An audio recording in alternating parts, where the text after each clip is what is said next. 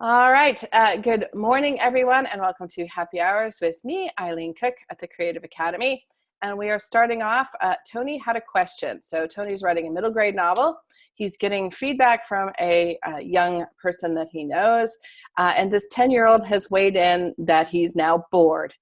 And so he feels like there's not enough happening. And so Tony wants to know, how do people deal with that? So in terms of it, I kind of took the question in two parts. So first off, are you doing something to try and have more action just at a regular point? And I guess the second part of that question is, what do you do when you get feedback and you're not exactly sure, I guess, what to do with it? Does that seem fair, Tony? Yeah. All right. Does anyone want to weigh in before I have my whiz-bang genius moment?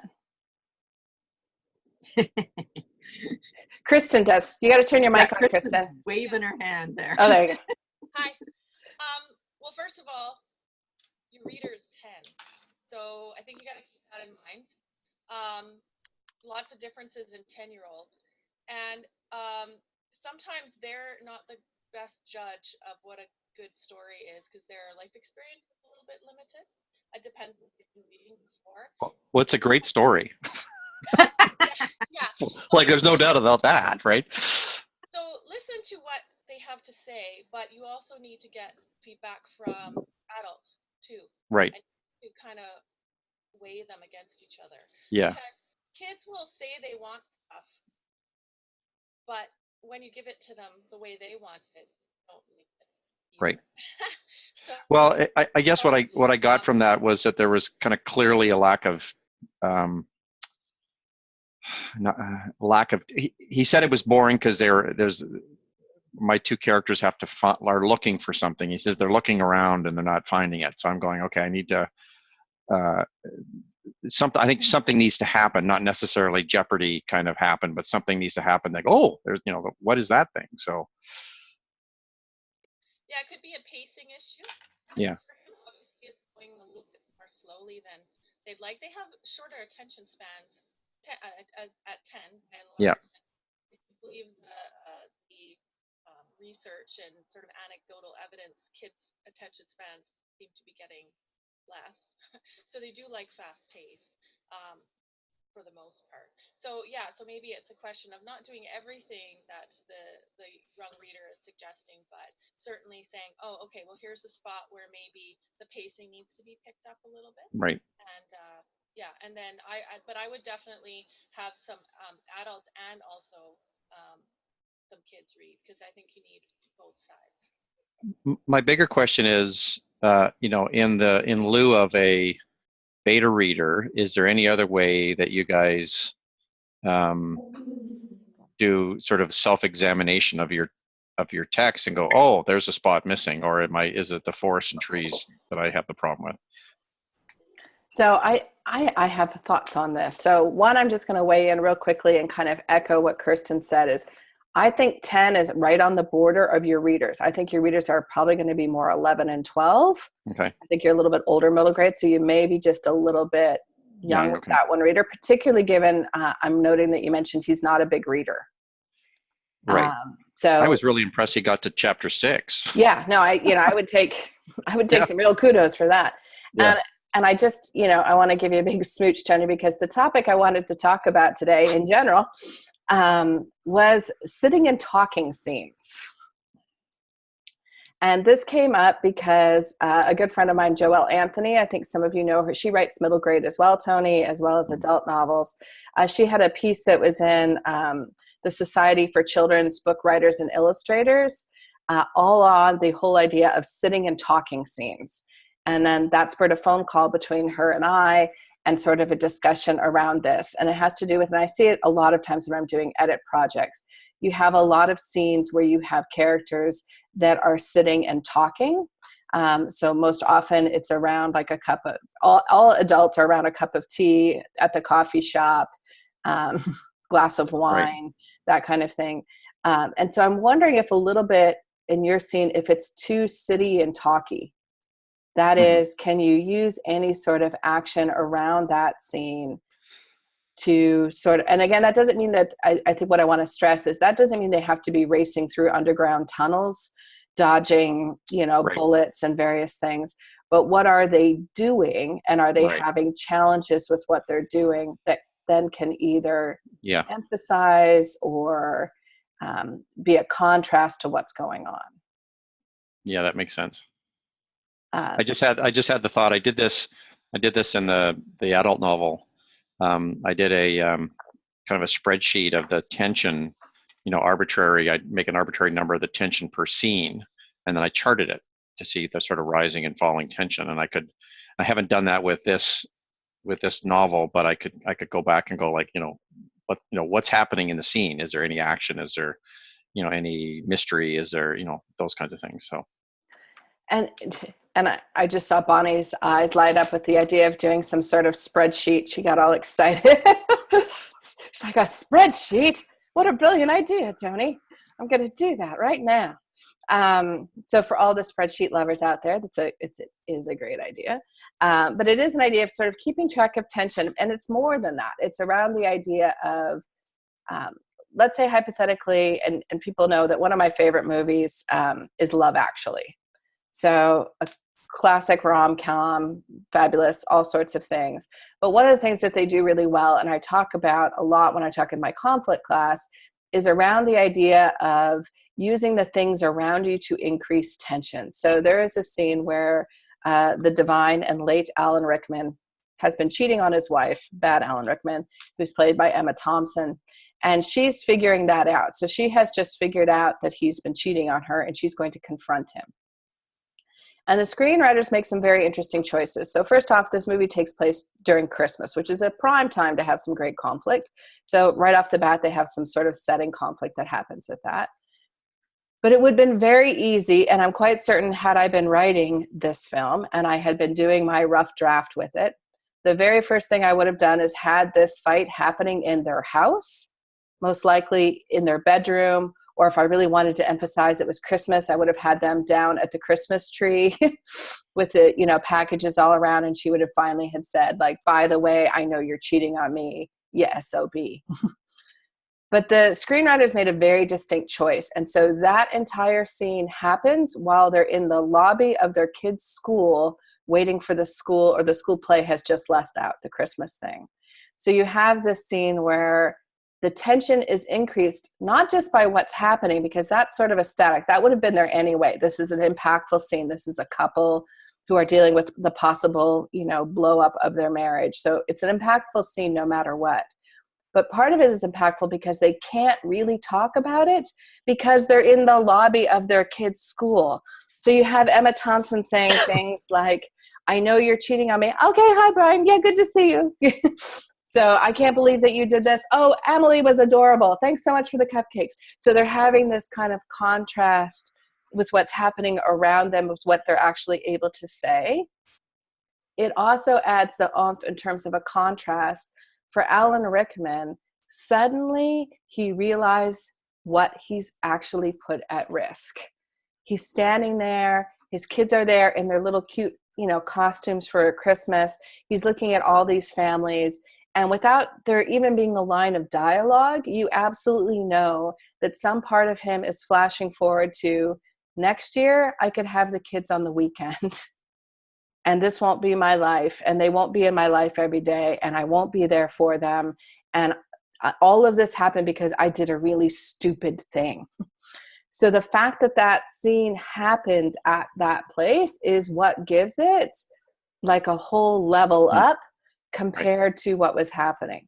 So for you, Tony, what I'm thinking about is like what things can be happening. So what needs to happen is the kids need to be searching. Check. Right.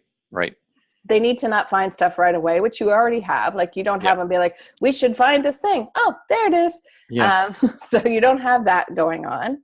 Yeah. So here's a question for, I guess, everyone. Like, what are things that would potentially add to that conflict or tension? So do you have any initial thoughts, Tony, as someone who knows the book the best, obviously? Well, there's some stuff about the school, because they're going to this, him and his friend Abby are going to this STEM school, and I've got a little bit of a subplot going on there, but maybe I can develop that a little bit more, right? So that they're they're looking for that, and they could have a sort of a friend argument, right? I'm just kind of going through what could possibly, because they're actually getting along pretty well. They sort of initially she didn't like them initially, and then they're friends now. But I almost want to, as I'm thinking about this, having some not rivalry, but some friend pushback, that's, as opposed to, oh, everything you say is great, right? Have some conflict back and forth. Because Almost, no man and woman has ever said I anything. know, it'll be brand new. Almost like a brother, because they're almost a brother sister, they're the same age, and kind of a brother sister rivalry a little bit. So I mean, let me think about that. But I think I need another.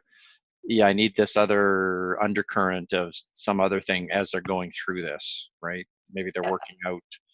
Bonnie, I have an idea too. Yeah. All right, we'll go Bonnie and then Peggy. So hit it, Bonnie. Okay. Well, first I was going to say that sometimes you can add conflict when you have two people searching for something. If one person disagrees with what they're going to do next, or right, hey, let's go look in the book. No, we already looked in the book. I don't want to look in the book. So there's some, little bit of conflict you can add there.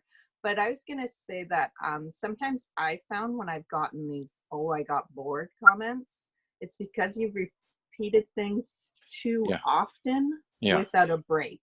So if they're searching for things and it's gone past 3 different places, the reader sometimes is like, oh, come on, find the thing already. Right. And they get bored. I don't know if that's the case, but I do know that sometimes we get a little carried away in our, trying to make things hard for our characters without giving a break for the reader to go, oh, okay, now they're back to search. I almost need something to interrupt their searching. Yeah. I was going to say that because I think you want the search to take a period of time. Right. But breaking it up is a great idea. So they're searching for something. And again, you could look at again, this sort of conflict. So Walter says, let's sneak into the cafeteria, to find this thing or whatever at the school. And, Abby's like, we can't do that. We have to get permission first because she's the rule follower. Right. And he's like, it's going to take too long. And then, so they do sneak in, and then there's some sort of forced discussion where they have to get out of trouble with the cafeteria worker. Right. And then go back to searching again. Yeah. Peggy, you had a thought. And I don't know if this will work at all in your story or in the context of your story, but a time at a STEM school, particularly in that age of kids, that is very tense would be in the middle of a science fair. Right. So the kids are already competing against each other. There's this tense background vibe, but I don't know, Well, that's a great idea. At all. I have a science fair piece show up early on for him to realize that this was a good school, because they're not just doing, soda volcanoes. They're doing some interesting stuff. But I actually like that. That's an interesting, that he gets pulled into the science fair and he's got to do that at the same time. And they could have the background. They're already competing to, be the best at science fair. So there's already tension between them. Yeah. And they're on behalf of people who did soda volcanoes, there's nothing wrong with those. But I think, and again, we're spitballing, Tony, so feel free to ignore everything that doesn't work. Yeah. But you can imagine, for example, let's build on all of these ideas. So we need to get to, and the cafeteria doesn't make a lot of sense. We're going to say the library. Yeah. We need to get to the library to look for this thing that's kept behind the librarian's desk. And, Walter's like, we're going to sneak in and get it. Abby doesn't think that's a good idea. They're sort of arguing about whether or not that's a good plan. And then they're going to use the science fair as a distraction. So he's like, make your project go bad so that people go down and look at that. And then that'll give me a chance to go into the library and get this thing. And then it's like, well, why does my soda volcano have to go bad? Why doesn't your soda volcano go bad? Yeah. Yeah, that's actually, I can see how something like that would fit. So I do like I've got to add a complication or two and make it more interesting. And so that's giving me some good thoughts behind it. It's interesting. I was doing an edit piece, and the person has written in it, and I'm paraphrasing, but basically like, she could hardly believe how smoothly their relationship was going. Right. And she wants to show that these two people are getting along. And I'm like, well, that's awesome. Except that as a reader, like, I don't care. And that doesn't mean, and I think the problem people have is like, but I don't want people to always be fighting. But it doesn't have to be fighting in terms of you're an idiot. No, you're an idiot. Like there just has to be some sort of conflict in how we're approaching things, or we're misunderstanding each other. And it kind of always gets back to, you know, and I know I harp on this sometimes, but the idea of conflict. Yeah. And so again, kind of going back, because I think this is great where we're talking about how to up the action in a scene to avoid two characters talking. So two characters sitting in a library talking about what we're going to do to find something has Right. interest. But if you can add something else that they're doing, it goes a long way. Yeah. For example, another character, these are actually real people. Another person was working on a manuscript where two characters were talking about, was actually a group of larger characters. I think there were 3 or 4 people in the total scene, but like 2 characters in particular were fighting about what's the best way to restore this hotel. And there's a whole long story about why that's important, which you don't care about. But the whole big idea is, how can we restore this? And initially that scene was taking place in a conference room. So you have all these people around the table sort of talking about what are we going to do to save this hotel and why it's important to this small town and so forth. And people have their own agendas. And there was important content in that. There's content that the reader needs to have, which is why I think we often have sitting and talking scenes. And we're juggling, like, am I showing the character's motivation and why they want it and why this other person says they want it but aren't doing it. And so we just kind of stop with then people all sitting in a circle talking. So she changed the scene to they were actually in a room peeling off wallpaper. So they were actually in the process of starting doing something. Yeah. Doing something.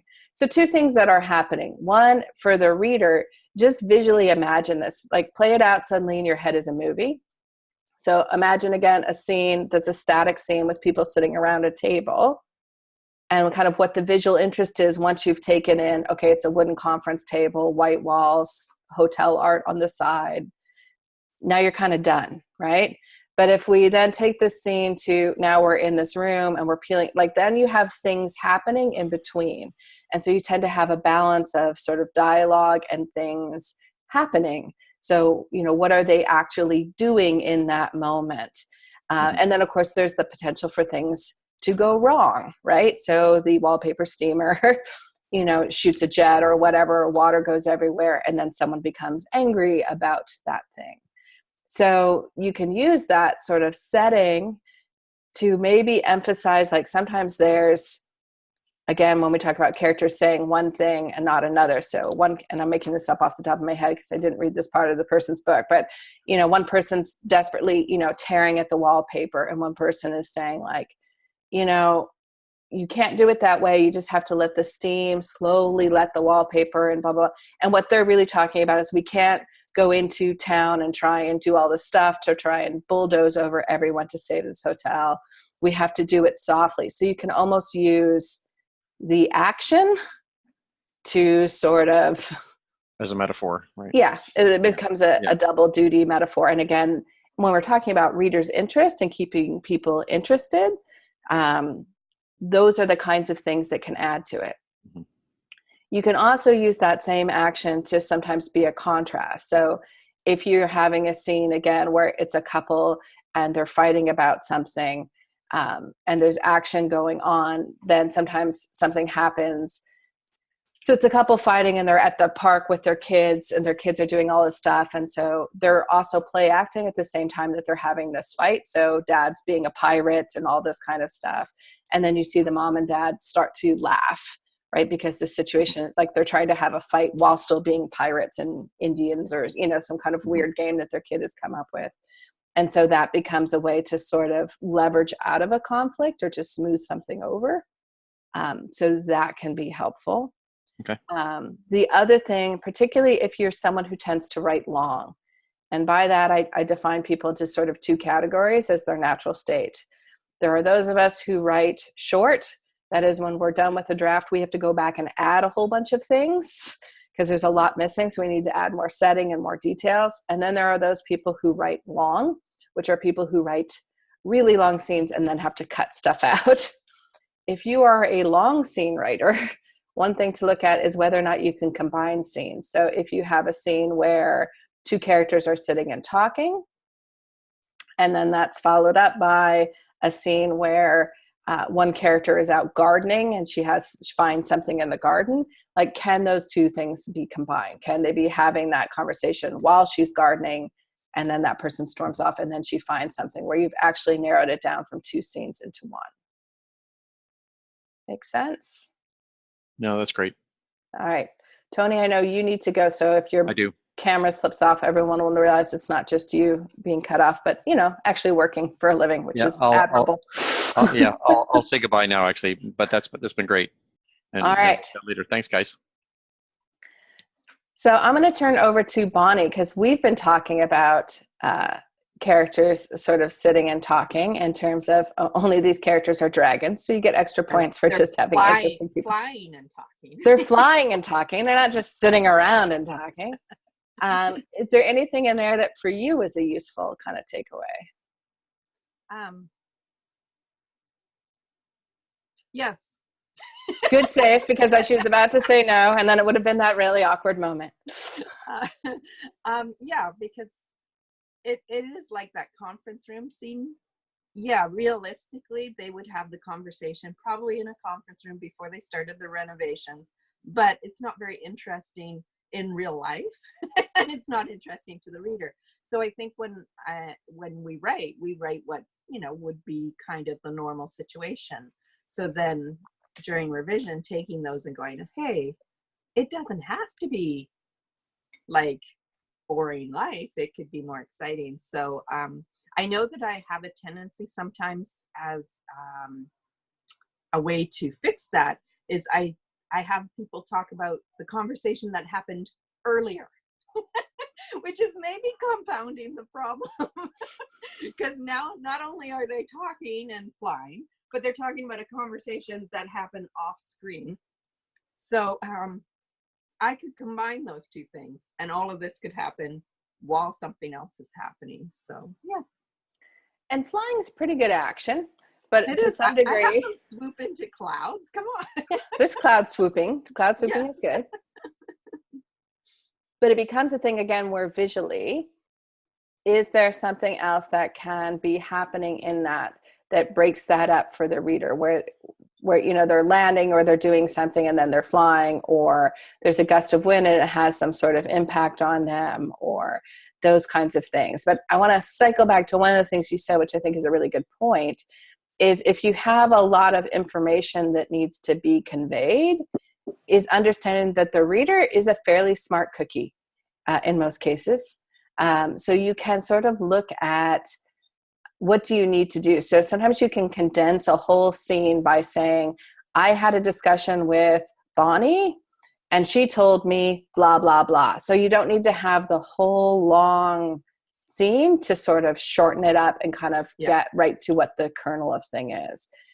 This is also the same if you're having phone scenes, which are very unlikely in Bonnie's book. But for others of you, it may have scenes where people are talking on the phone.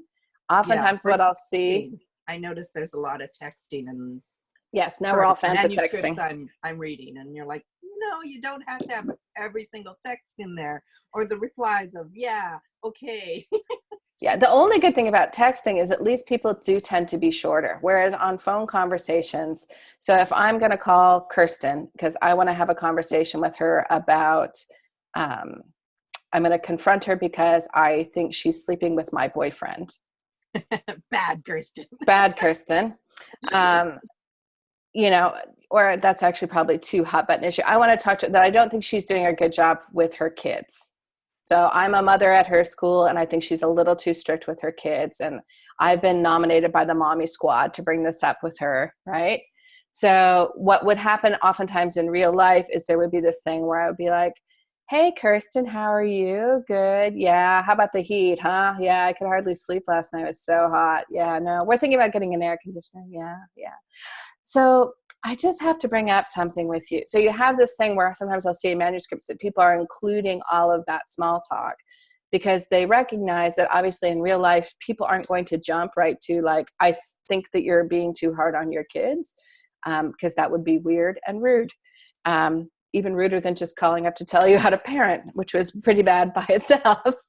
So it's just that kind of thing. So people will include those kind of things, and you don't have to. You can sort of do something in a text that would be like, hi, Kirsten, as Eileen, went through the common small talk, she wasn't sure how exactly to bring this up. Finally, she said, Kirsten, and then the reader will just fill in that there was small talk that happened in there. So you don't have to give it to me.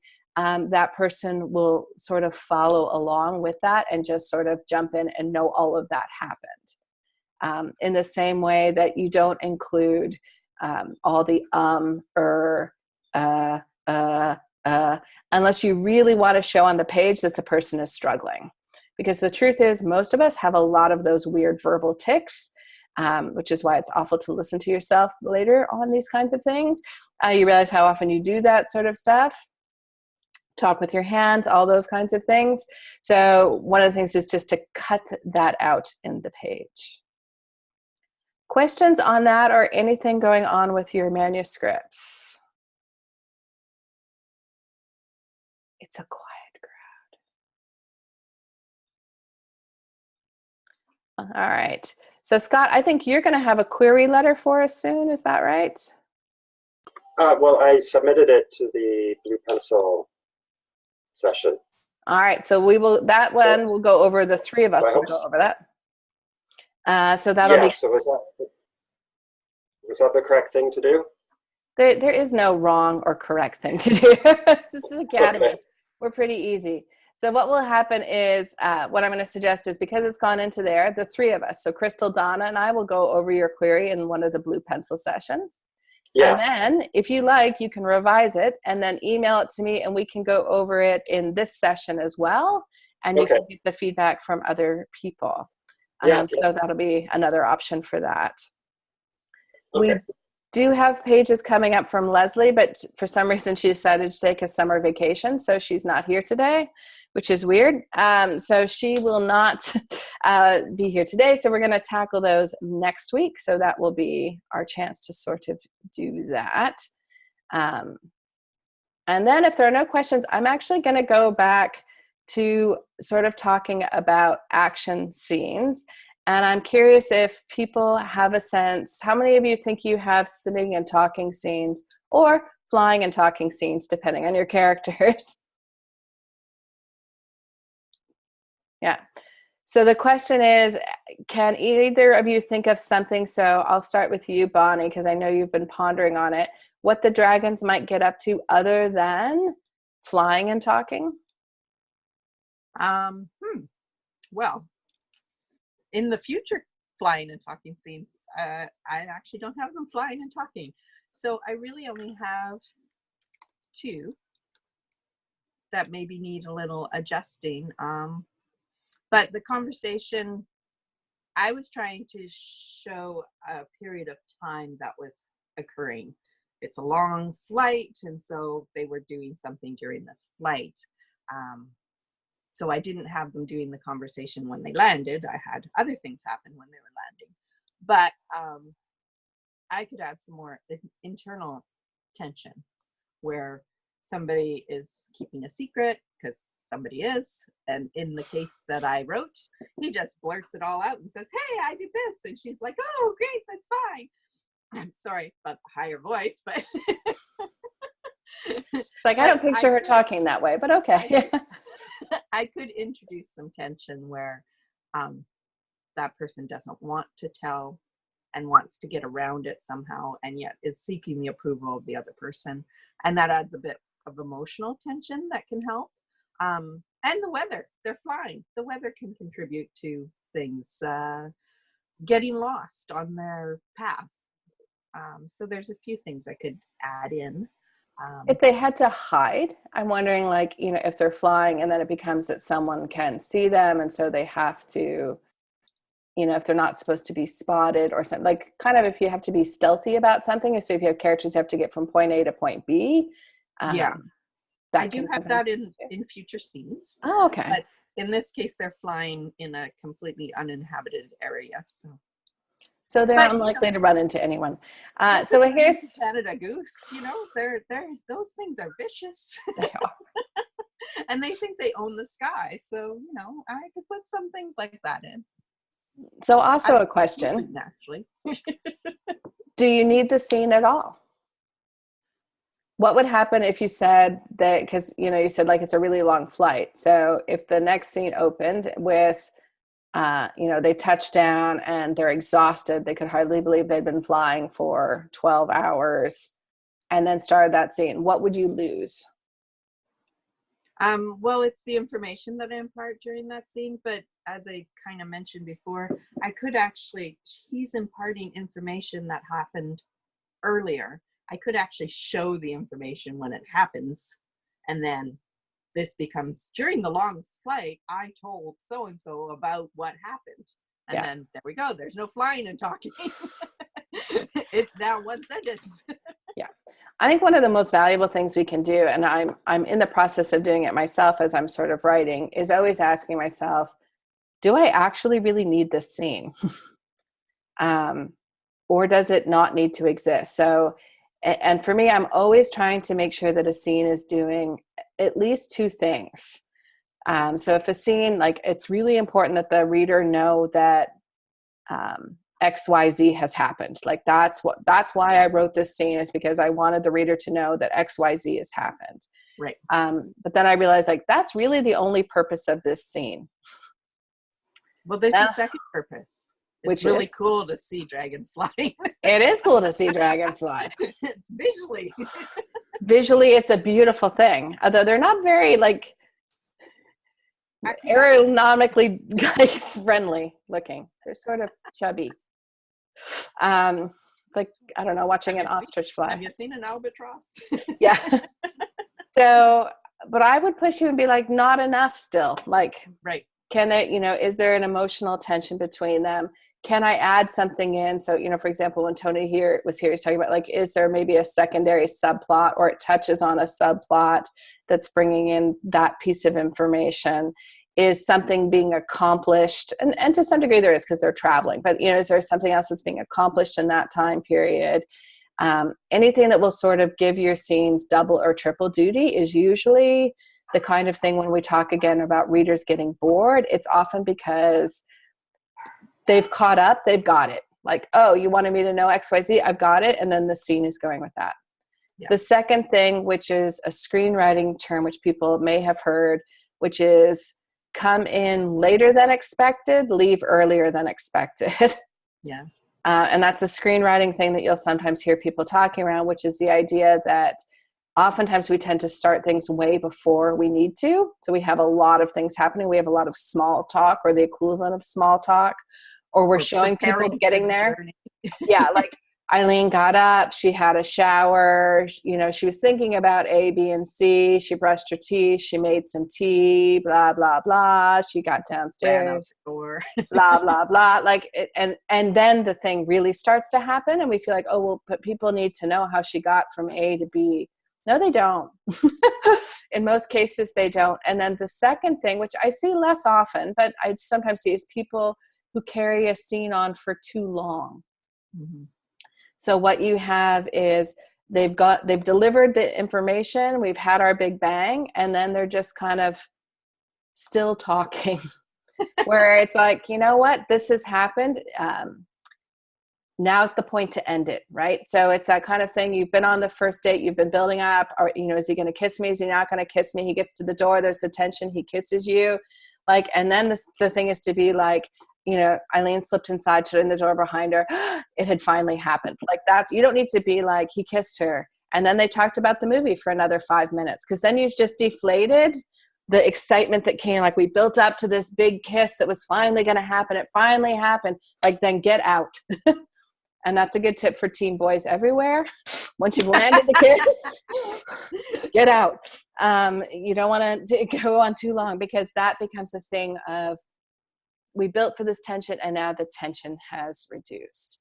So taking a look at chapters around when they're starting and when they're ending can be really helpful.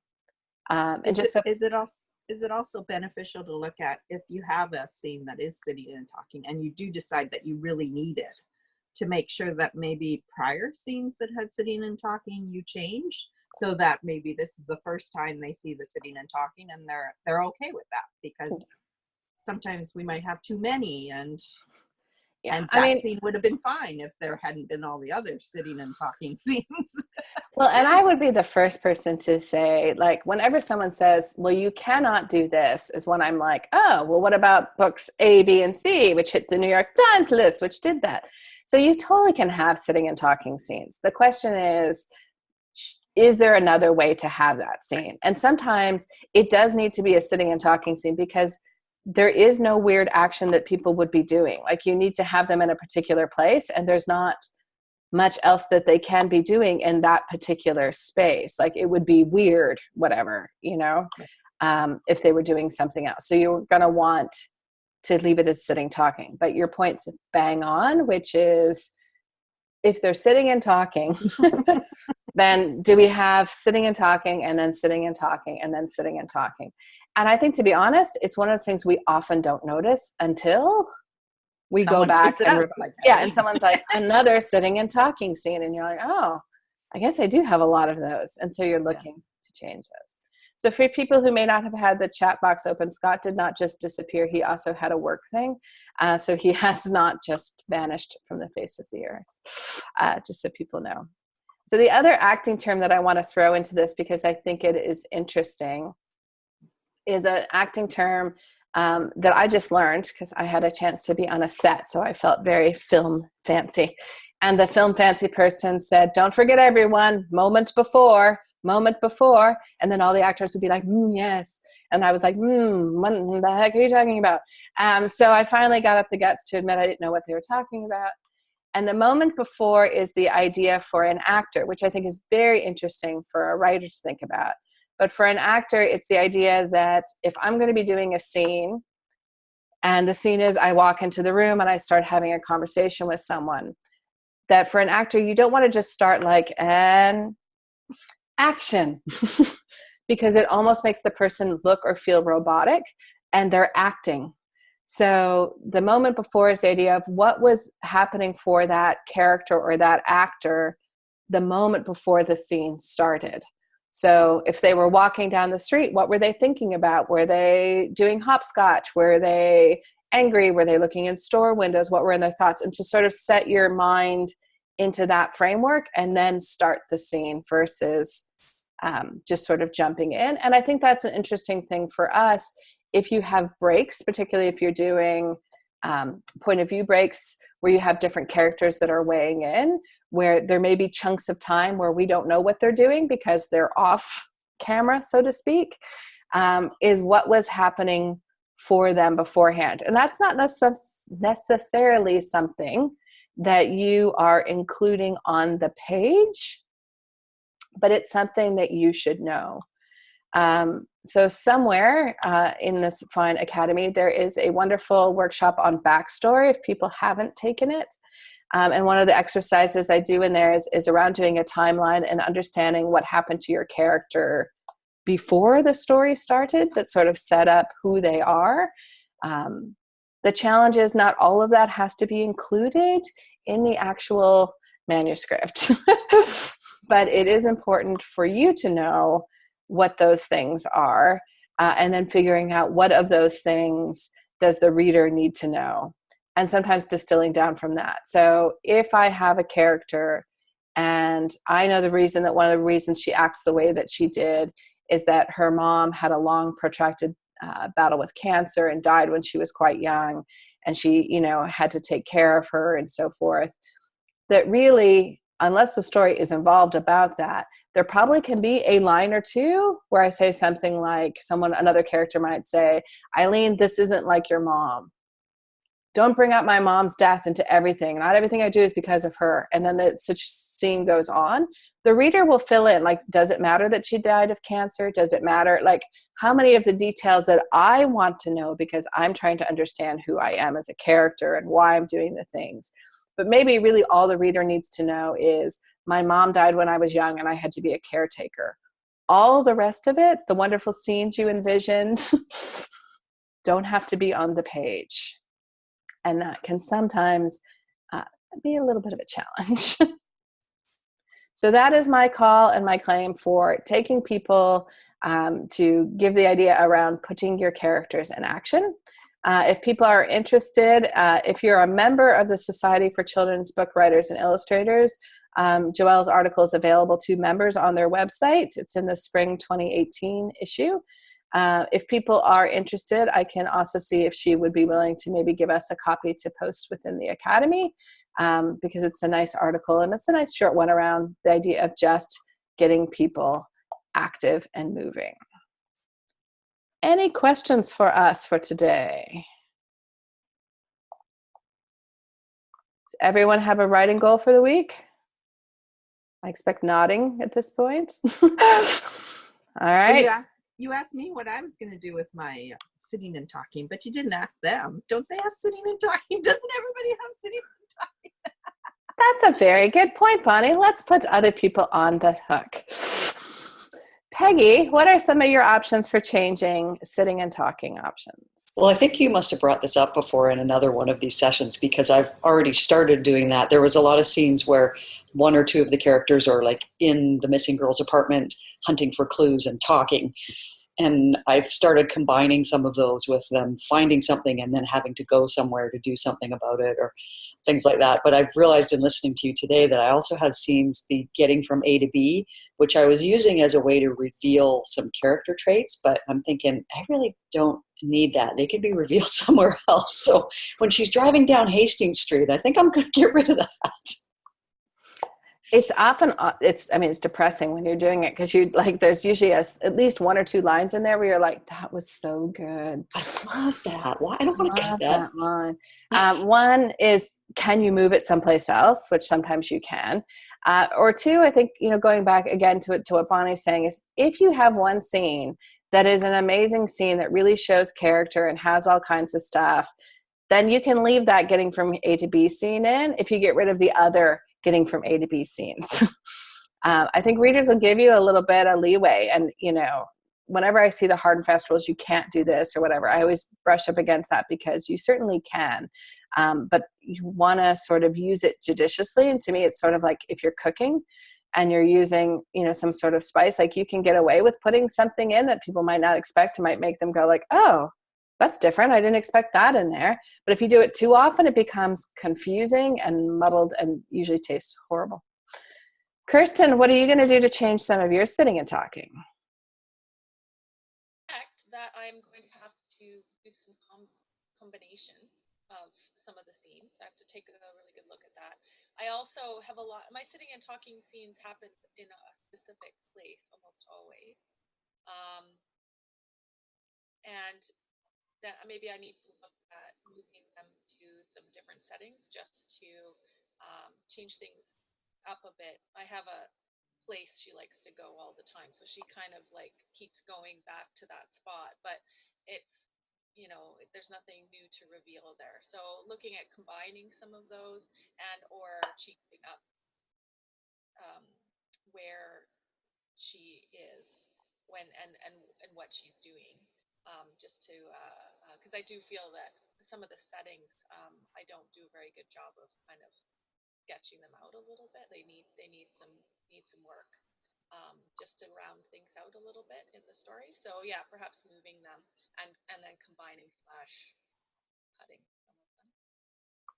So, and an interesting thing to think about with settings with that is, if you do have characters that are going back to a same place, does their perception of that place change as the story goes on? So we're writing the story about the character, and she, a lot of the scenes take place at her home, because that's, she's a stay-at-home mom and so forth. And so in those initial scenes, we see the chaos of the kids and so forth, and all of that is happening. Oh, you guys froze up on me. There you are. Yeah, okay, I froze is what you're saying? That's not the way it looked to me. But what I was going to say is, for the characters, if you see that, in the initial scene, I love this house and it's all these kinds of things, and then I start you know, chit-chatting with a neighbor, and, you know, we're beginning in an affair or whatever. And then you start seeing, you know, I have frustrations with the house, and I'm noticing things about the house that I didn't used to like, and now they bother me a lot more. And so I'm noticing different details because I'm changing. Another example that you'll sometimes see if you have, you know, a character who's doing something around addiction is they might initially be going to the bar, and that, you know, the bar is like, you know, it's the warm yeasty smell of beer as they come in, and they, you know, they wave to Norm sitting at the counter. I'm so dating myself. They wave to Norm at the counter as he's sitting there. They, you know, it's all these kinds of things. But as they're going through, you know, realizing, you know, the damage that their alcoholism is doing to them, maybe they notice different smells at the bar, like it stinks of stale smoke and, you know, blah, blah. Like suddenly this place and the way I perceive this place is changing. Because I'm changing. And setting can be a nice way of sort of showing that, because that is quite common as we evolve and change. The setting changes, and that's often sometimes what you'll see with in real life, where like if you go through a change, you'll see people wanting to change the space around them, right? So you want to kind of redo it because you want your space to reflect who you are now, right? So this is why, you know, when you're a kid, there's a moment where you're like, you want to like not have the little kid room anymore, and you want to put up posters, and, you know, you want a band and all that kind of stuff. And then you go back, you know, after college, and at some point you're like mortified because there's Justin Bieber or whatever hanging on the wall, and you want an adult space. You don't want it to look like that anymore.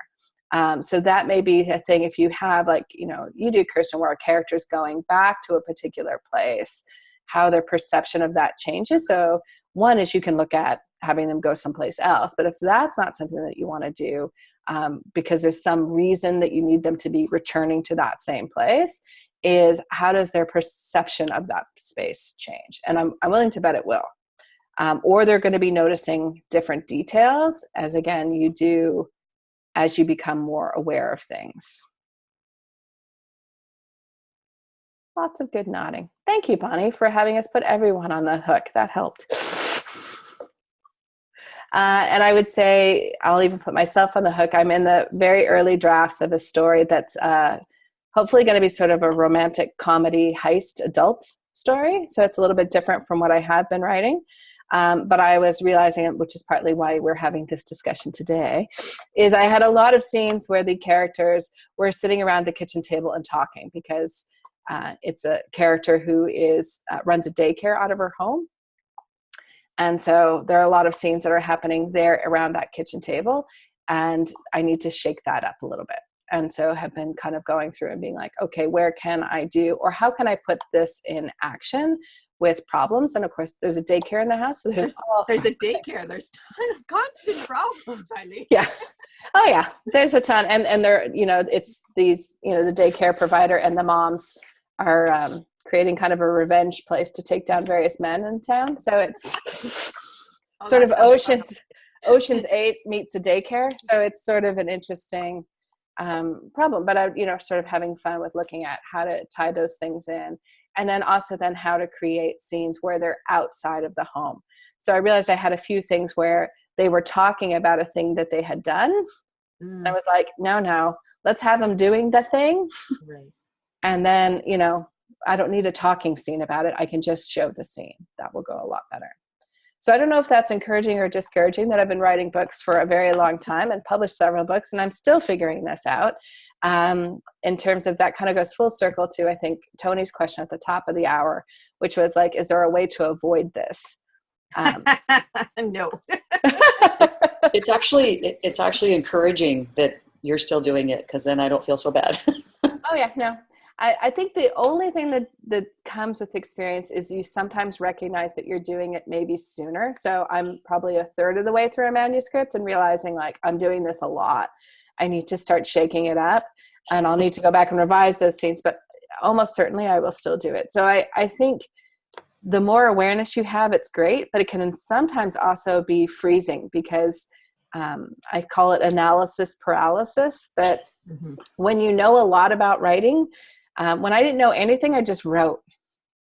right? But when I started to learn things, I got into the habit of being like, oh, do I have enough conflict? Or, oh, maybe not enough is happening in the scene. And, oh, wait, motivation's not here. And was the last scene tension high and it started high and ended low? So this one should end high and start.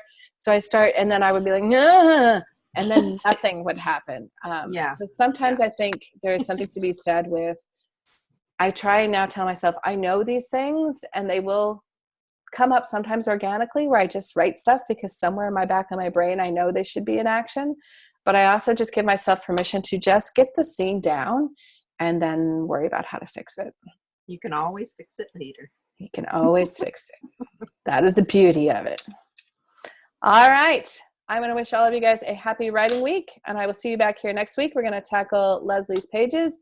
If anyone has any questions, be sure to fire them off to me either in GLIP, which is really fun to say, GLIP, or you can always send me an email, and I'll look forward to hearing from you. Great. Thank you. Bye, everybody.